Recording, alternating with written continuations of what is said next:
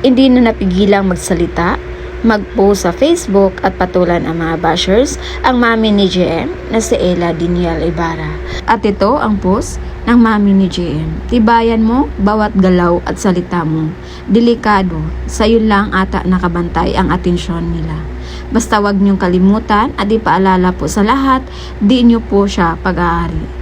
Sana alam nyo din po ang salitang respeto. Marami kasi negatibong komento at sobrang pangbabash na below the belt na ang ginawa ng mga tao kay JM. Dahil sa unreleased interview na sinabi ni JM na ang weakness niya ay yung ma-fall.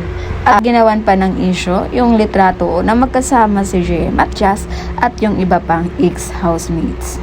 Lalo na dun sa sinabi ni JM na ang weakness niya ay yung ma-fool at para din daw yun kay Jazz. At dahil dun, nagsabong na ang mga supporters ng JM Jazz at JM Fiang, which is si JM yung naging masama dahil lagi nilang sinasabi na user daw ito at red flag.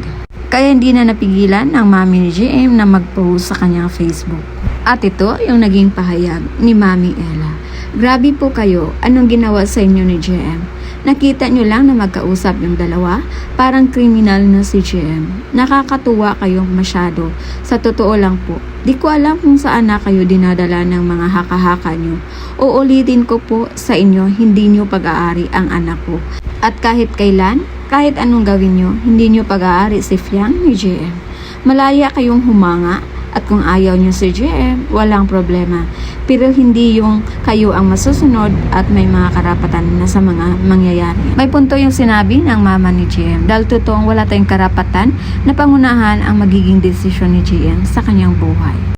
Wala tayong karapatan na diktahan at pangunahan si JM kung sino nga ba kina Fiang at Jazz ang gusto niya. At sana maging maliwanag sa lahat na normal lang talaga na magsama sina JM at Jazz at yung ibang mga housemates dahil nga may rehearsal sila para sa upcoming na PBB Big Night. Huwag sana natin bigyan ng mali siya at ipinagdiinan na dahil magkasama na sina JM at Jazz ay gusto na nila ang isa't isa.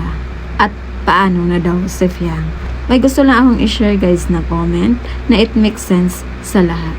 I believe it is their closure already as expectation and misunderstanding so they can both move forward and start anew.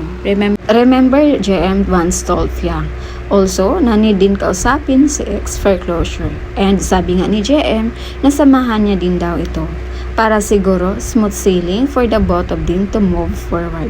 Kaya okay lang ang ganyan para matuldukan na nila, especially highly publicized ang issue damaging one's reputation and very alarming ang atake ng bashers. Besides, aware naman si JM na they are in public place and anyone can see them, so there's no secret at all. That's brave enough of JM to initiate that. But according to Brex and Kanata's TikTok live, hindi sumama si JM sa birthday treat ni Mark on same day dahil busy. So he is loyal to Fiang by doing that gentlemanly act.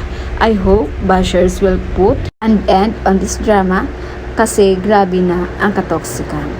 Kasi marami ang apektado, ang family ni JM, family ni Jazz, at ang family ni Fiang. So yun muna yung update natin guys, and again this is Vinales TV. Thank you for watching.